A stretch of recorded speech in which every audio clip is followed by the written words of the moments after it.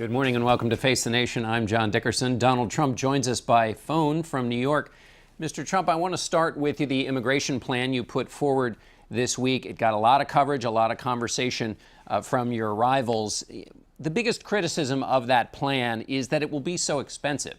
It's not just the wall, which you say you want Mexico to pay for, but it's also the job of deporting 11 to 12 million people. How are you going to pay for the whole thing? Well, John, right now we're spending $130 billion a year, and that's a very low number by comparison to what it really is. We're having tremendous trouble. You know, when you look at Ferguson and you look at St. Louis like the other night, and you look at, let's say, Baltimore and Chicago, the gangs, you know, many of these gang members are illegal and they're tough dudes. They'll be out of there so fast your head will spin. Those numbers aren't calculated in the $130 billion. We're a nation of laws. We have to do what we have to do. And actually, it'll be a lot less expensive to do it properly. And you know the good people are going to be expedited to come back. But you have to do this, John. We're a nation based on laws, and we're based on borders. We don't have a border. We don't have laws. People are walking in past these really fantastic Border Patrol. You know, we have Border Patrol people that are fantastic. They can do their job, but they're told not to. And people are walking into the country right past these people, and they're told to stand back. It's absolutely disgraceful. I want to ask you, you say the good people will be expedited. Who are the good people? Well, the people that have done a good job, they've been here a long time, they've worked hard, they have recommendations from people, and we're going to get wonderful people coming back into this country. And I'm not only talking about from that standpoint. You know, we're building a wall, and it's going to be a great wall, okay? And by the way, Mexico will pay for it. It's going to be a great wall because I know how to build. And it's not going to cost nearly as much as what they're saying for a crummy wall, but this will be a wall with a very big, very beautiful door because we want the legals to come back into the country. We also want people of talent to come into the country. We want people to go to our colleges. You know, you go to Harvard, you go to Wharton, you go to Stanford, and you're immediately thrown out as soon as you finish getting a degree. You can be number one in your class at Princeton and be thrown out of the country, and you're forced to go to work in China where you want to, and you want to be in this. You want to be in our country. I will have that changed and change quickly. We want people of talent. Let me ask you about the good people. So they're here now, undocumented now. They will leave the country, and then you'd have them come back through that beautiful door. Isn't that rewarding people who jumped the line in the first place? Well, you could say that, but we have a lot of good people that have been here. They've done a good job. It's a tough situation, but they've lived here sometimes for 10, 15, 20 years. And in some cases, they haven't been good people, and there have been problems. And we know. Now, I will say this. Our country doesn't even know how many people we have in it. We have no idea how many illegals are here. I've heard the number for 5 years and longer of 11 million people. Every once in a while, you'll hear 30. We have no idea, John. They're coming in. They're pouring in. We have no idea how many people are here.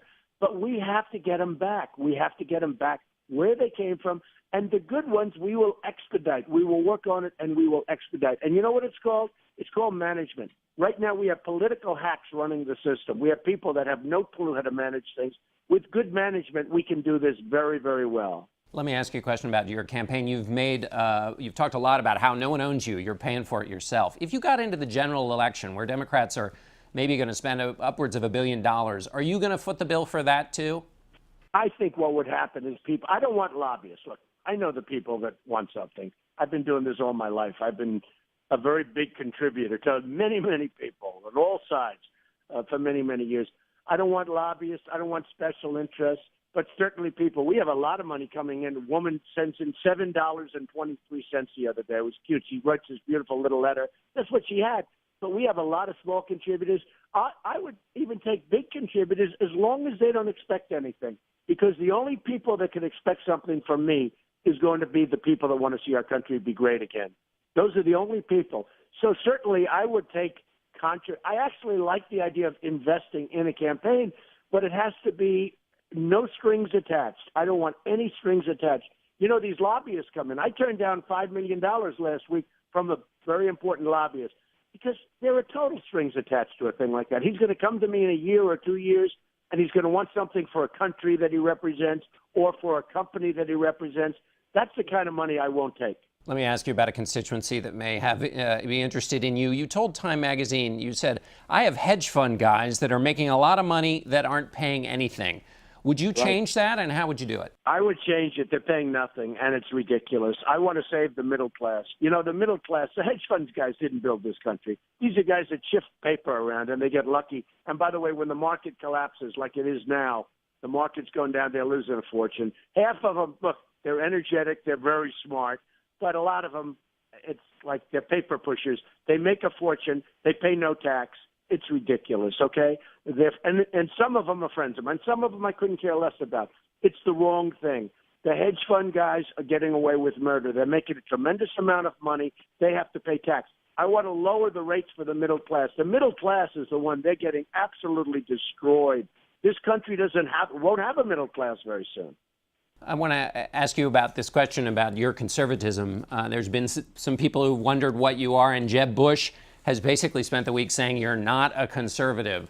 So prove him wrong. Well, you know, you could say that about Ronald Reagan, because Ronald Reagan was a Democrat with a very, very liberal lean. And he actually became a Republican who was fairly conservative. I wouldn't say he was the most conservative, but fairly. And he talked about he evolved as he got older. And I have also. And don't forget, when you label me, I was never a politician.